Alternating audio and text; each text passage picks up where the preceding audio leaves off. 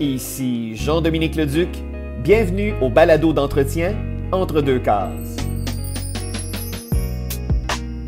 Aujourd'hui, je reçois Géraldine Grotowski et François Simard, les auteurs de bande dessinée derrière les éditions Nécafeu, une structure éditoriale basée dans la vieille capitale qui publie le jeune et non moins excellent collectif La Flopée.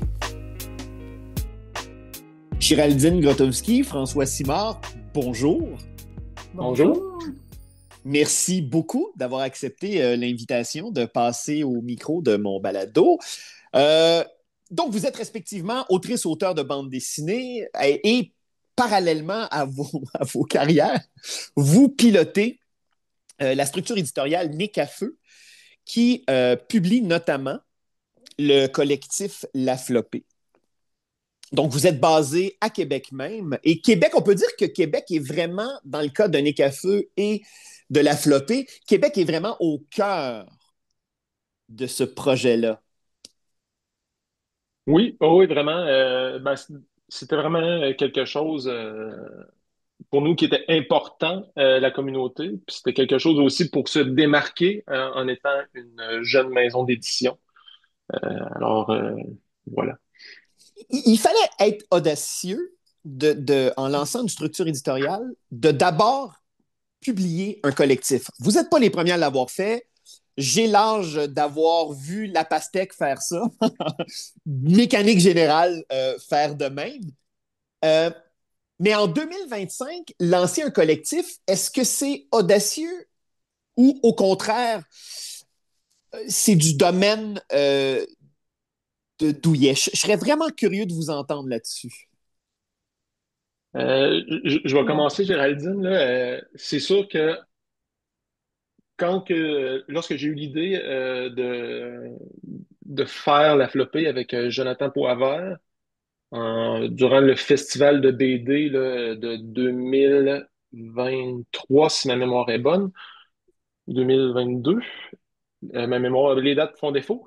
Euh, J'imaginais pas, là, vraiment pas dans quoi qu'on s'embarquait. C'était vraiment une idée un peu, vraiment une idée de personnes qui avaient jamais fait ça, puis qui se disaient, ben moi, je suis capable de faire ça, je veux publier de la BD, on va sortir un collectif, puis ça va être assez simple à faire. Mais on s'est comme mis un petit peu le bras dans le tordeur, puis avec, moi, je suis graphiste de formation, euh, fait que, il y avait peut-être une petite déformation professionnelle aussi de rendre un produit quand même un beau produit, un beau livre. Alors, on n'a pas compté nos heures, disons, dans les deux premières éditions. Puis là, on est en train de préparer la troisième. On aura sûrement l'occasion d'en parler. Mais Oui. on compte pas nos heures non plus. Si je peux renchérir là-dessus, c'est que dans le fond, Nicafeu est devenu un organisme à but non lucratif en juillet 2025. Puis dans notre mission, 24. ouais, l'année dernière, Ouais. 2024. Ouais. Puis dans notre mission, c'était vraiment de faire, tu sais, de démocratiser la bande dessinée, de la faire découvrir à un maximum de personnes, puis aussi tu sais, de vraiment soutenir la relève, essayer de mobiliser les gens à faire de la bande dessinée et à en lire. Donc, tu sais, c'est sûr que un collectif, ça répond à ce besoin-là parce que c'est accessible. Moi, je pense que pour des gens, par exemple, pour faire découvrir la bande dessinée à des gens qui n'en lisent pas tant que ça, ben, on a une variété là, Mm. dans ça, fait que ça crée comme une curiosité. On peut connaître différents BDistes. Dans ce sens-là, c'était pas si audacieux. Ben, dans le fond, c'était audacieux, oui, mais calculé, dans le sens que on pense que c'est un moyen de faire connaître la bande dessinée, qui est un bon moyen. Puis aussi, ben, nous, c'est un livre qui est quand même accessible là, au niveau du prix. Donc, on veut Ouais. vraiment faire découvrir des gens, découvrir des artistes qui sont vraiment, on a une belle panoplie d'artistes. Puis, il y en a pour, tu sais, je trouve, c'est impossible de pas y trouver son compte à quelque part. Peut-être que c'est pas l'unanimité, peut-être qu'il y a des BD qui vont plaire plus à un qu'à l'autre. Mais au final, je pense que on répond un peu à la mission, ben, on répond à notre mission avec ce collectif-là. C'est fou parce que, en fait, l'aspect périlleux d'un collectif, c'est c'est que nécessairement, comme lectrice-lecteur, comme on a un éventail devant nous, généralement, il y a des trucs qui vont nous toucher, qui vont nous parler plus que d'autres. Et le défi du collectif, c'est que la somme soit, en fait, soit aussi forte que chacun de ces éléments. J'en ai lu beaucoup, vous en avez lu beaucoup des collectifs. Et moi, je dois vous dire une chose, j'ai été impressionné par la flopée parce qu'une telle cohérence, c'est vraiment étonnant. Et la dernière fois, moi, que j'ai ressenti ça comme lecteur dans un collectif, c'était le collectif Trip aux éditions Trip, piloté par Marc Tessier, parce qu'il y avait vraiment dans ce collectif-là, on sentait vraiment un esprit de corps, il y avait un parti pris. Parce que souvent, le danger des collectifs, c'est qu'on pige à gauche, à droite, on lance ça au mur, puis on attend de voir qu'est-ce qui colle. Et moi, je dois vous avouer que quand j'ai entendu parler de vous la première fois, je dois m'en confesser, j'ai fait, ben, un autre Un autre. collectif. Ouais. Mais immédiatement, dès que j'ai ouvert le premier volume, j'ai fait, oh, OK. Et le souci du graphiste, François, dont tu parlais tout de suite, on le sent. Et il y a une telle cohésion dans ce que vous faites euh, que ça faisait longtemps que je n'avais pas traversé un collectif à la lecture.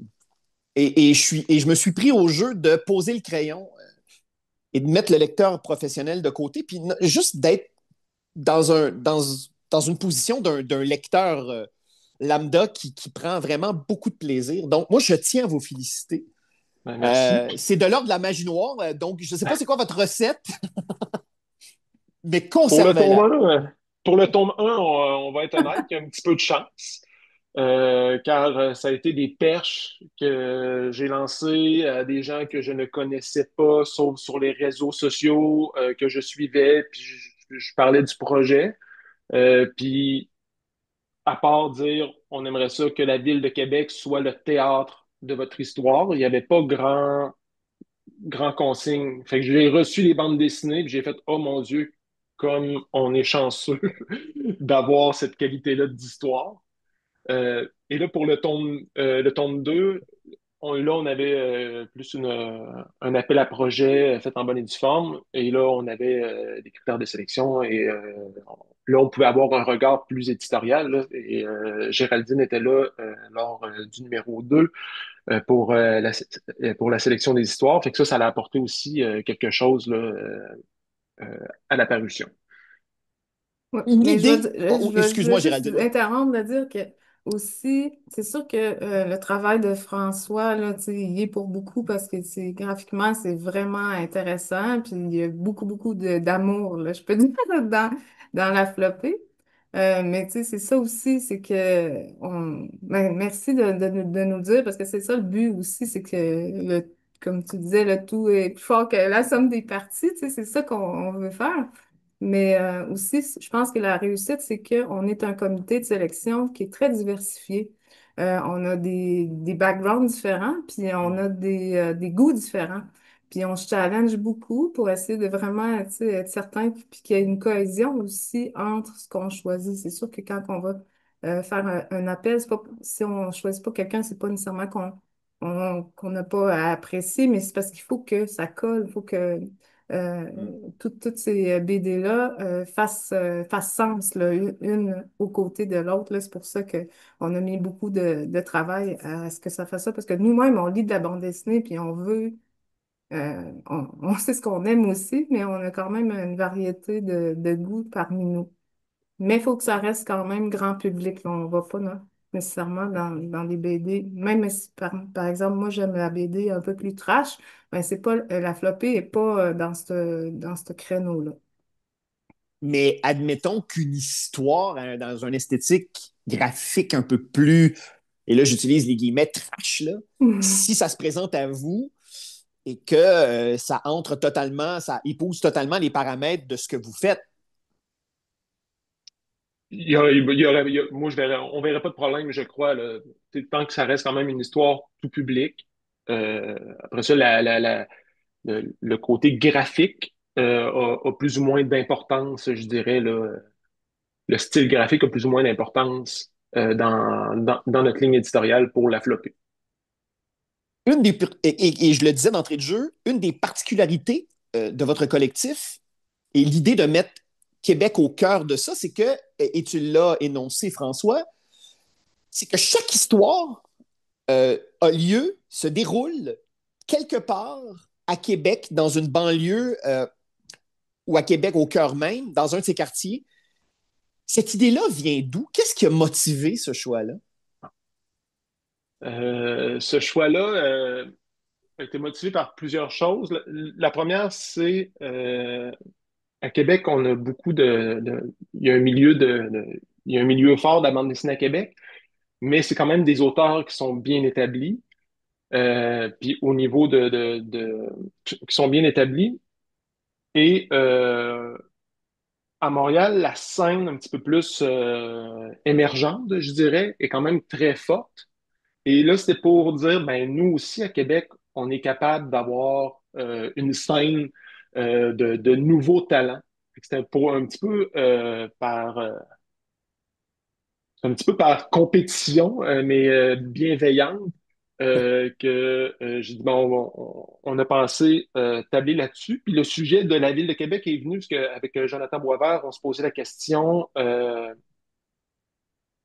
c'est quoi la ligne directrice de nos numéros? Puis là, on disait, on se trouve-tu des thématiques, l'amour, la joie, tu sais par numéro. Puis là, on se disait, ah, il me semble, on voulait aller ailleurs. Puis là, on s'est dit, ben, la ville de Québec reste quand même un sujet très large. Puis, tu sais, Hmm. on parle pas juste de l'histoire de la ville de Québec ou d'un monument. On voulait juste que ce soit le théâtre, tu sais, des histoires, que même si un auteur nous arrivait, puis c'était un huis clos dans un appartement, puis qu'elle nommait pas que ça se passait à Limoilou, mais que l'auteur sait que cette histoire-là se déroule à Limoilou. OK, c'est good enough, c'est parfait, tu sais. On voulait pas avoir des histoires qui se déroulent un peu partout à travers le monde. On voulait qu'on sente quand même que ça se passe à Québec. Fait que c'est comme ça que cette idée-là est venue de, de, de, de tabler là, sur la ville de Québec pour la flopée. C'est intéressant parce que pour moi, la scène de Québec, à chaque décennie, il y a toujours une scène forte. Tu sais, moi, je me souviens dans les années 90, j'étais un grand, grand fan du zine Tabasco, piloté par Éric Asselin, Philippe Girard, Jeff Bergeron. Il se passait des belles affaires aussi dans les années 80, même dans les années 70, dans le printemps de la bande dessinée québécoise. Euh, et il y a eu quand même, au fil de ces décennies-là, beaucoup d'initiatives. Tu sais, Bambou, Zeppelin, Tabasco que j'ai nommé, le Bob, Zidara 9. Euh, En même temps, je sens qu'il y a quand même une difficulté, et ça, je veux dire, c'est un fait historique. Les structures éditoriales naissent et perdurent pas à Québec. Tu sais, je pense à Berbère 13, Ouais. il y a une dizaine d'années, où ils ont été très, très, euh, très, très actifs, ou même dans les années 90 avec les éditions Falardeau. Quelle est la difficulté à Québec d'animer et de faire vivre une structure éditoriale? Ou en tout cas, non, en fait, je vais vous poser la question, je vais reformuler ma question. Quels sont les défis auxquels vous faites face avec les éditions Nécafeu? Parce que là, pour l'instant, vous avez publié un collectif, mais j'imagine que vous avez d'autres projets là, dans votre besace. Alors, quels sont les défis auxquels vous faites face, vous, comme jeune au BNL en édition? Ouais, moi, je peux dire que d'un point de vue personnel, le défi, c'est de comme doser un peu le côté éditrice et créatrice. Parce que Mm.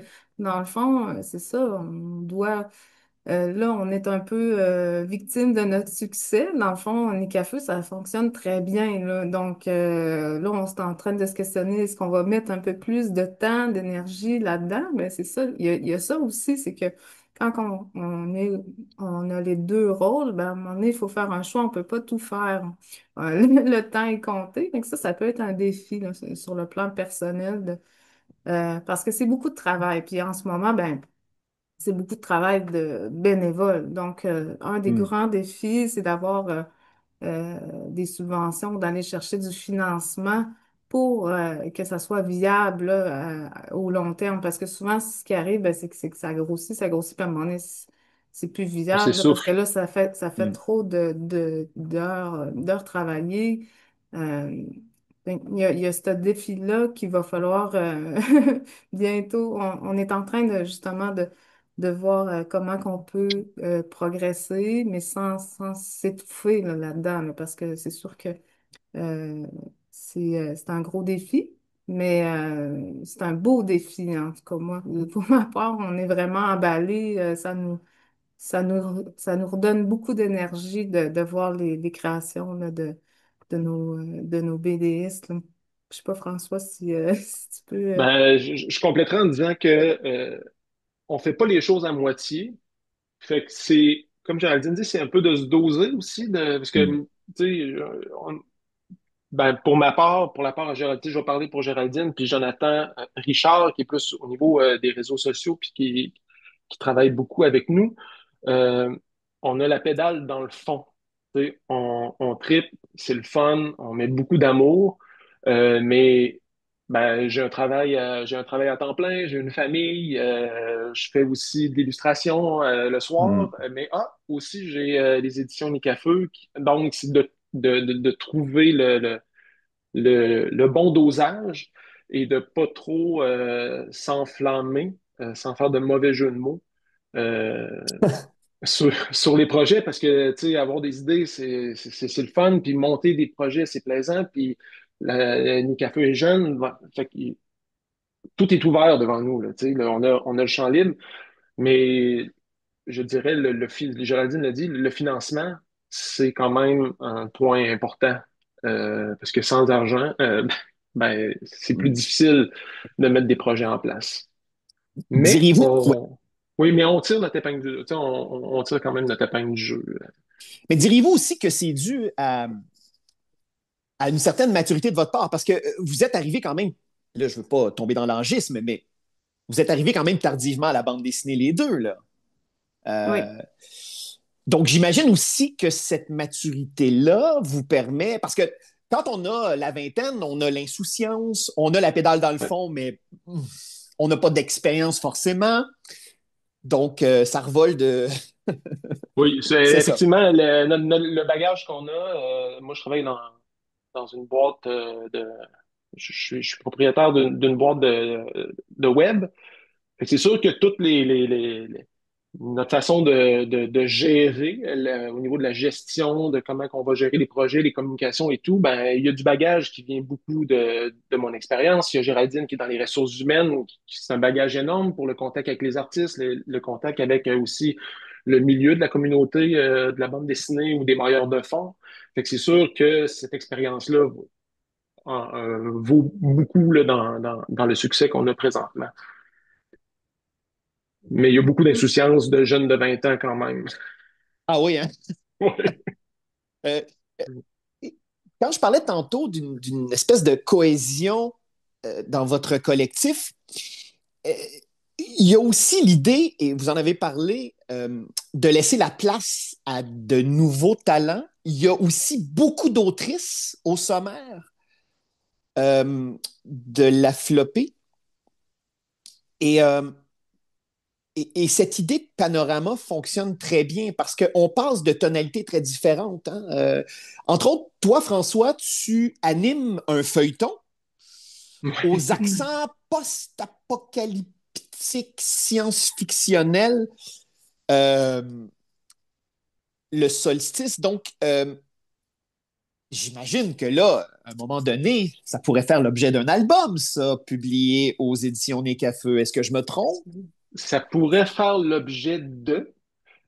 Par contre, le feuilleton est un peu sur pause pour le tome 3 Ah bon? de la flopée, oui, parce que justement, quand on parlait de jongler avec les horaires, les aléas de la vie, et ne pas brûler la chandelle par les deux bouts, il y a une membre de notre CA chez Nicafeu m'a déjà parlé de ça, de faire attention. Puis ça a quand même résonné en moi quelque chose. Fait que je pense souvent à Pascal B, ce qu'il m'a dit. Fait que pour le tome 3 de la flopée, même si j'avais beaucoup envie de continuer à faire ce projet-là, ben, j'ai dit, ben, la Terre n'arrêtera pas de tourner si je prends une petite pause pour pouvoir me consacrer justement plus à Nicafeu.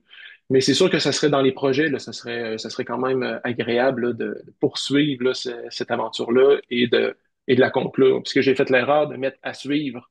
Ouais. Puis là, on Euh, attend ta suite, là. Ben oui, c'est c'est ça, ça. là.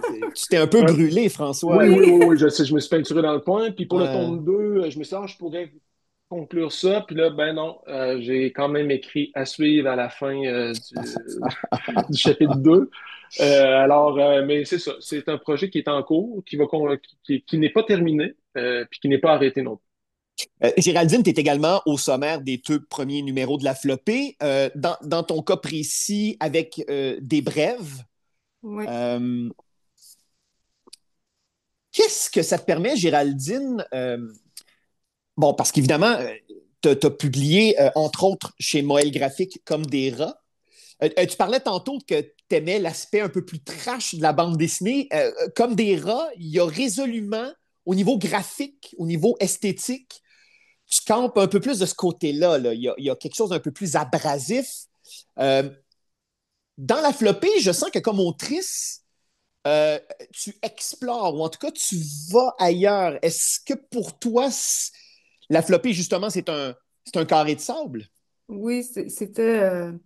Ben, en fait, c'est ça. Comme des rats, c'est un peu punk là, comme livre, puis c'est correct. Ça servait le propos. Mais avec la flopée, j'avais le goût de me faire plaisir. J'avais le goût que ça soit comme un feel-good, un peu, là, comme on peut dire. Surtout la première histoire. J'avais le goût de jouer avec des thèmes.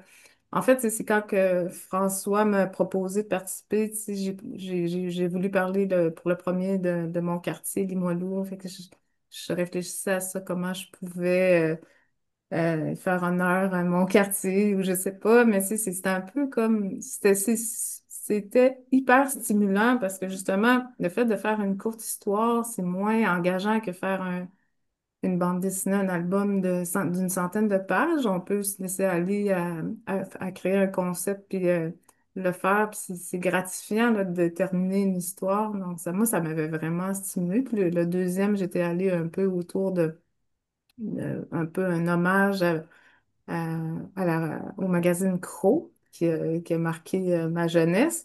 Donc, c'est un peu ça. Tu sais, j'ai voulu faire un peu des hommages dans la flopée, en fait, aux gens ou aux choses qui m'avaient touchée. Mais moi, je suis beaucoup dans l'exploration, donc ça répondait parfaitement à ça, la flopée pour moi. Mais moi aussi, j'ai fait un petit pas de recul pour le numéro 3 là, donc je ne serai pas parmi les autrices là, du numéro 3. Non. Il va y avoir vraiment beaucoup de De nouveautés, nouveaux là, visages. de Ah nouveaux oui. visages hein, dans le troisième numéro. Bon, ben parlons-en, vu que la porte est ouverte, là, la porte de garage est tout grande ouverte. Alors, parlons-en du numéro 3 de la flopée. Les deux premiers numéros ont été sociofinancés via la plateforme La Ruche. Seulement Seulement le le deuxième. deuxième, ouais. Ouais. Le Ah bon? deuxième numéro. Oui, Ah le bon? premier, ça a été De nos socio-financé par poches. François Ah et oui. Jonathan. OK. Oui, Voilà. oui, c'est. Oui, bon. Alors, oui, ben, donc, est-ce que le troisième, vous allez réitérer l'expérience du sociofinancement? C'est pas prévu qu'on fasse un sociofinancement, mais il va probablement y avoir une prévente OK.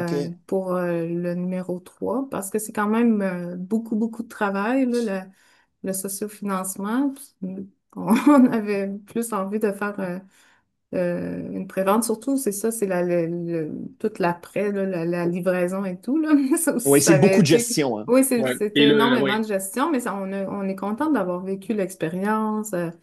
Je pense que c'est un C'était... passage obligé. Hum. D'un, pour se faire connaître aussi, pour faire un peu plus de bruit, pour aussi les bailleurs de fonds montrer notre sérieux, notre Ouais. engagement.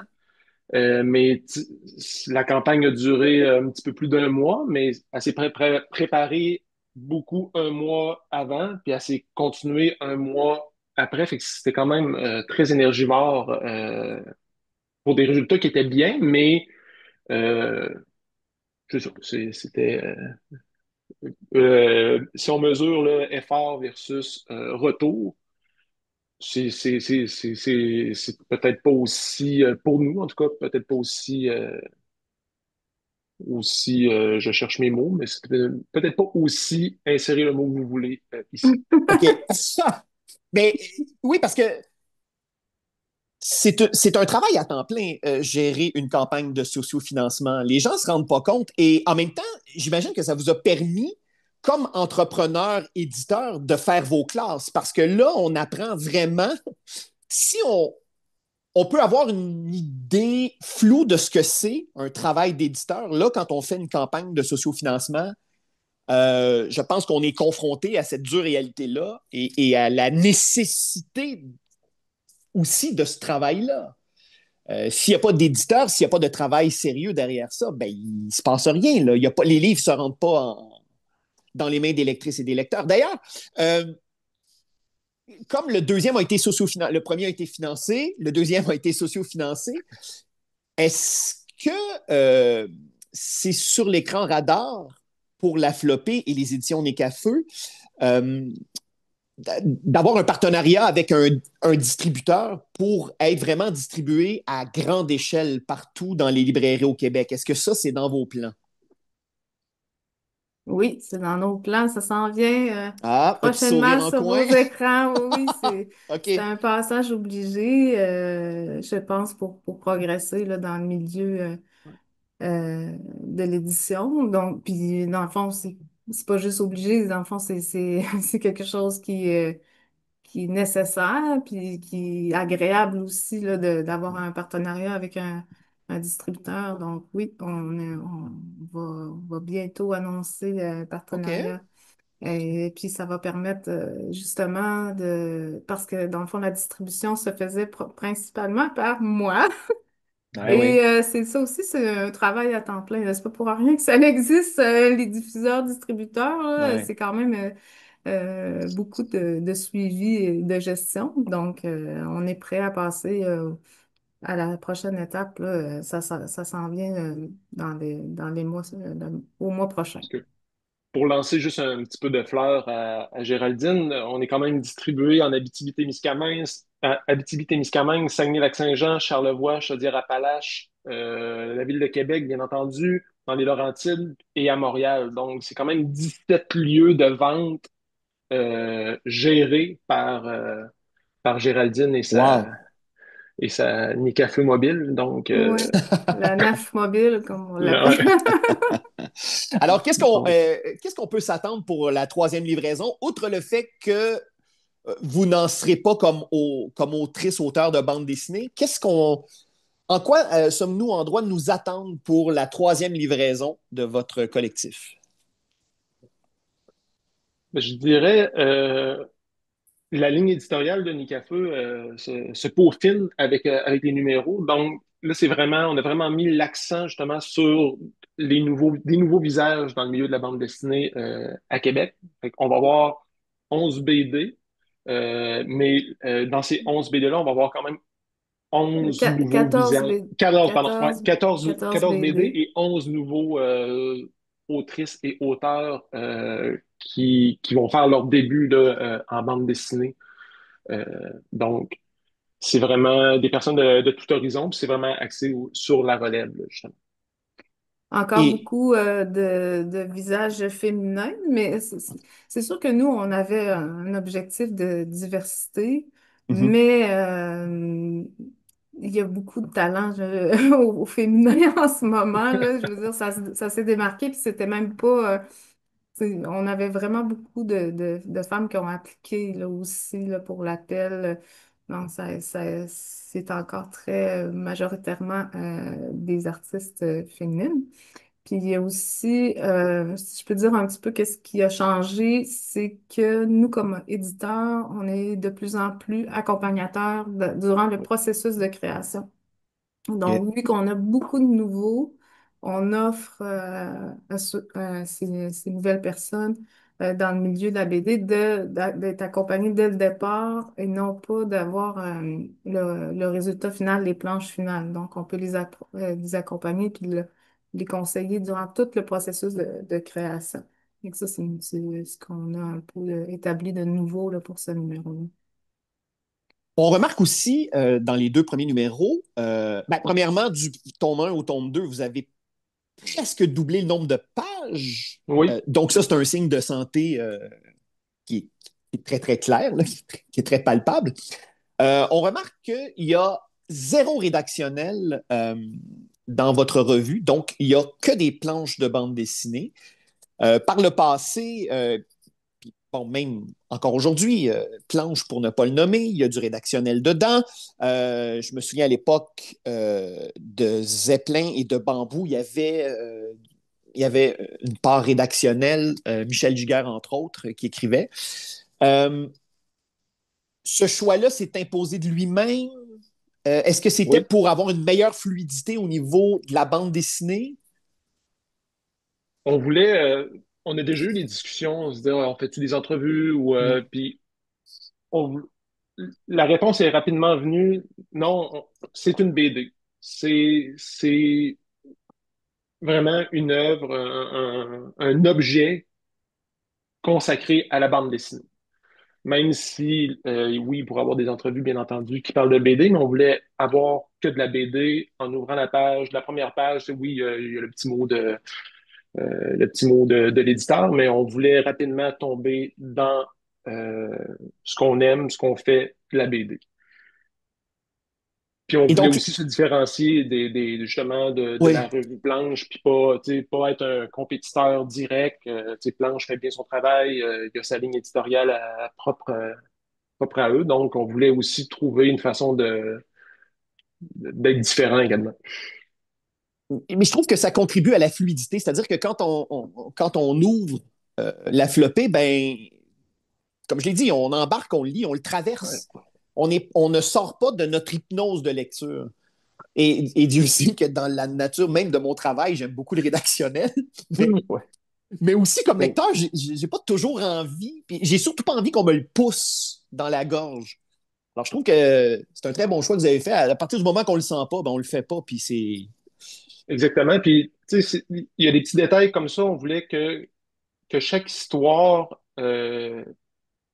ait sa propre place dans la BD. Donc, entrecouper ça aussi d'articles ou d'autres choses, on trouvait que ça pouvait nuire justement à cette fluidité-là et à la place que l'histoire prend.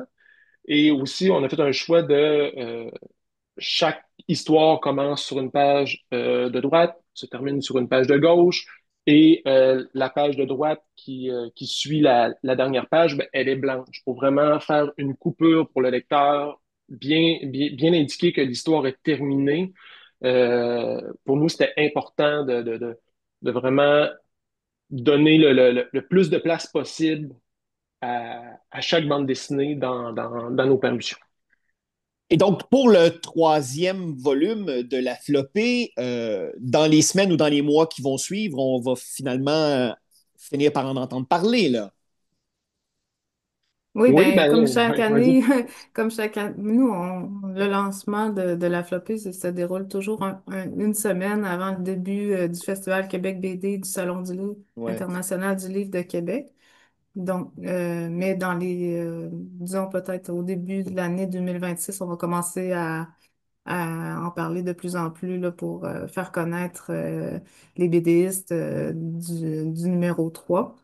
Donc, mais c'est ça, ça sera probablement pas avant janvier 2026 qu'on va vous dévoiler ça. Peut-être des petits coucous, là, mais pas plus que ça, là, qui est prévu, parce que le lancement, c'est quand même en avril. D'ici là, vous allez participer à des événements. D'ailleurs, on vous voit. Vous étiez au Festival de bande dessinée de Prévost l'année dernière, je crois. Géraldine, tu y étais comme Moi, autrice j'étais ou? seulement comme OK. autrice, mais il n'est pas exclu qu'on puisse essayer de les contacter pour une autre fois. C'est un festival qui est vraiment génial. Non, on était plutôt, ben, dans le fond, notre premier festival qu'on a fait, c'était l'édition Fleuve de l'Exposine. Ah oui, à Ou- Saint-Simon-de-Rimouski, pas très loin de Oui, chez moi. oui, Oui. c'est ben, un salon ou en tout cas, c'est un événement vraiment extraordinaire, là. Ah oui, c'est C'est formidable. beau, les gens sont tellement agréables. Donc ça a été notre premier, notre premier événement. Puis Wow. ensuite de ça, on en a eu plusieurs autres, là. François, je te laisse la parole, là, parce Ben, que on a eu, on a eu le Festival de BD de Québec, bien entendu. On a Ouais. eu le Festival de BD de Montréal sous la pluie cet été. Ah Ça oui, a hein. été une super expérience. Quelques moments difficiles à cause de la température, mais ben, Montréal, ça reste Montréal. C'est dynamique, ça bouge, il y a du monde. Fait que dès qu'il y avait un rayon de soleil qui se pointait, la rue Saint-Denis se remplissait de monde. Puis c'était vraiment le fun de sortir aussi de chez nous, puis de rencontrer un autre public. Puis on a vraiment eu Ouais. une belle réception. Puis il y a également, on a fait le mini-festival de BD de Québec sur la rue Saint-Jean l'année dernière, puis qui revient cette année, justement, samedi le 13 septembre, Oui. sur la rue Saint-Jean. Donc là aussi, ben, c'est rencontrer un autre public, des touristes, des gens qui passent, tu sais, des gens ne sont pas là nécessairement pour la bande dessinée, mais qu'au passage, voient notre kiosque, on échange, puis tu sais, c'est toujours des belles rencontres, les événements. Là. J'étais pas très pro événement au début, là, quand j'avais Ah bon? commencé. Là. Bon, j'avais dit à Jonathan, oh, moi, les kiosques, je veux pas faire ça, puis j'aime pas ça, je veux pas passer de fin de semaine. Puis ben, il suffit d'en faire un pour avoir toute cette énergie-là, voir les auteurs aussi, tu sais, qui vivent, Ouais. vu que c'est c'est souvent des premières expériences. Fait en faisant notre lancement juste avant le Festival de bande dessinée de Québec, le Festival Québec BD, ben les jeunes ou les nouveaux, ils rentrent par la grande porte dans l'univers de la bande dessinée de Québec et au Québec avec le festival. Puis là, ils dédicacent, ils vont à la soirée BD Escosa, tu sais, ils vivent le trip là, à 100%, puis voir justement leur visage, voir les familles qui viennent les voir, qui sont fiers, tu sais, je me souviens, des discussions qu'on a eues, Géraldine et moi, après, tu sais, la fierté aussi qu'on avait de voir ces gens-là. En tout cas, je ne sais plus pourquoi que je dis ça, mais c'était beau. Mais je trouve ça touchant, cette idée de transmission. Le fait d'accompagner vos autrices, vos auteurs, alors que vous-même, euh, vous êtes aussi relativement jeune. Ouais, Dans... on sort de nulle part. En tout cas, je vais parler pour nous, on sort de nulle part un peu, là. Tu sais, fait que oui, tu sais, moi, j'ai toujours de la difficulté à dire que je suis auteur de BD, là. Tu sais, je fais de la BD, oui, mais c'est ça, je suis relativement jeune, effectivement, dans le domaine. J'en ai consommé beaucoup, j'ai beaucoup c'est ça, j'ai une expérience en édition avec mon travail et tout. Mais c'est ça, c'est de la naïveté, je crois, puis de... Mais je dois dire aussi, on fait ça en toute humilité. Dans le fond, Oui. qu'on n'a pas la prétention d'avoir la science infuse en matière de bande dessinée.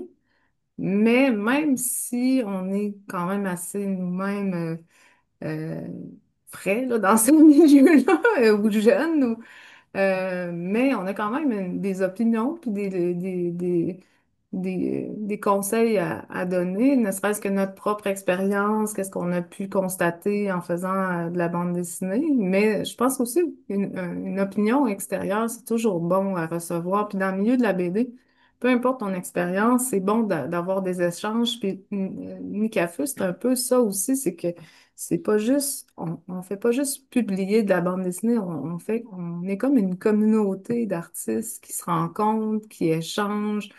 Fait que ça renforce aussi le sentiment d'appartenance entre nous.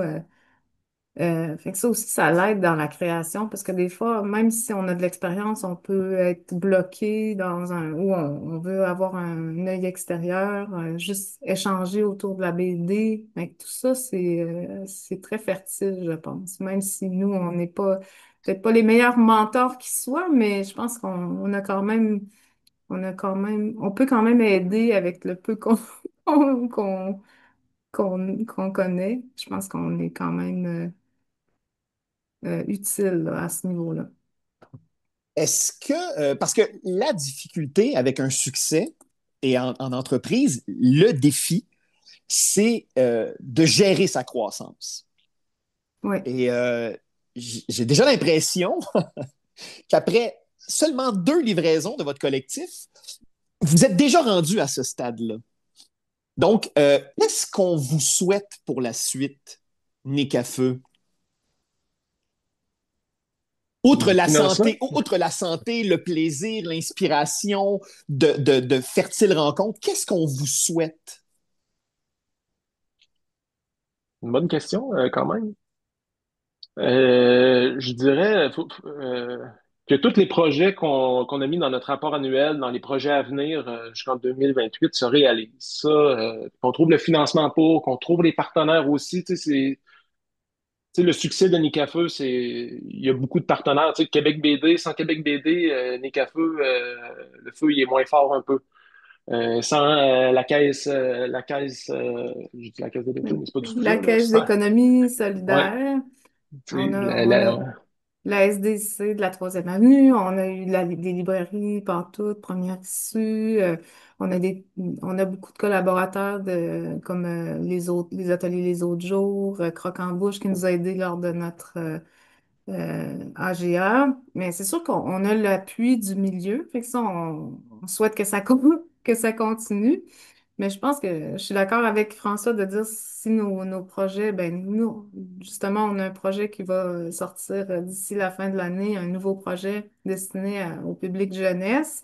Ben c'est ça, on continue à lancer des nouvelles idées, mais on souhaite qu'on soit accueillis aussi par les lecteurs, les lectrices. C'est ça aussi, là. On souhaite on continue d'être lus, là. C'est sûr que c'est ça le but. Ben, en tout cas, moi, je vous souhaite bon vent pour la suite parce que c'est très inspirant de vous lire. Euh, je- on le sait que la scène de la bande dessinée au Québec, elle est très dynamique, elle est très vibrante et il y a énormément de talent. Donc, je vous souhaite beaucoup de bonheur pour la suite des choses et nous, lectrices, lecteurs, je nous souhaite de vous lire encore très, très longtemps. Chapeau bas pour tout le travail que vous faites. merci. Merci beaucoup. Et ça paraît. Il y a tout de suite quelque chose que dès qu'on entre en contact avec la flopée, on le sait qu'il se passe quelque chose. Donc, Euh, donc j'ai eu tort. Espèce de vieux oui. schnock, un peu désabusé de faire bon. Et c'est la preuve. Non, mais c'est une leçon d'humilité. Puis je tiens à vous le Right. dire. Merci beaucoup parce qu'il y a encore tellement de choses à découvrir et que c'est correct d'emprunter des chemins qui ont déjà été visités. La preuve, c'est qu'avec votre collectif, vous le faites à votre manière et déjà en 2 numéros, vous imposez vraiment votre vision. Et on le sait qu'on a maintenant entre les mains un livre avec l'étampe de Nick à feu. Donc, vraiment, bravo. Euh, ouais. Merci. Puis, si je peux juste rajouter une petite chose, c'est oui, on a une parution par année, mais tout au long de l'année, euh, passage obligé, c'est un passage obligé. Les réseaux sociaux, sur les réseaux sociaux, on a Jonathan Richard qui fait partie, comme je le disais tout à l'heure, de la gestion là, même de Nicafeu. Puis c'est lui qui s'occupe beaucoup de notre image sur les réseaux sociaux. Fait que, puis on est très actif parce qu'on veut justement pas simplement être une publication ou deux durant l'année. On veut Ouais. faire vivre la bande dessinée, notre mission à longueur d'année. Puis veut pas, ben, ça passe beaucoup par les réseaux sociaux. Fait que TikTok, Instagram, Facebook, Blue Sky. Jonathan, il essaye plein de choses. Il teste beaucoup, justement encore là, pour se faire connaître et faire connaître. Là, c'est pas faire connaître Nicafeu, oui, mais faire connaître la bande dessinée, faire découvrir ce beau médium-là. Donc, suivez-nous. Oui. Laissez-nous un commentaire, un petit pouce bleu. Ou on D'ailleurs, peut. dans le descriptif de l'épisode, les gens pourront vous rejoindre directement en cliquant sur le lien. Merci. Ben, merci beaucoup. Ben, merci à vous deux, François, Géraldine. Puis au plaisir de vous relire aussi, hein? Oui. vous avez fait le choix de vous retirer pour mieux revenir en force ultérieurement. On l'espère. Dans la petite parution jeunesse, Ah, qu'il va y avoir, peut-être que vous pourrez lire de quoi de Géraldine et moi en duo. Alors, ah bon, d'accord. Alors, on, gardons on- l'œil ouvert on dit d'ici ça comme Noël. ça? Oui. Ben, en tout cas, bravo encore à vous deux. Et merci de m'avoir accordé de ce temps. Je vous laisse à vos Merci à toi. tâches administratives et créatives respectives. Je voudrais surtout pas trop vous freiner. Bonne C'est journée. très apprécié, merci.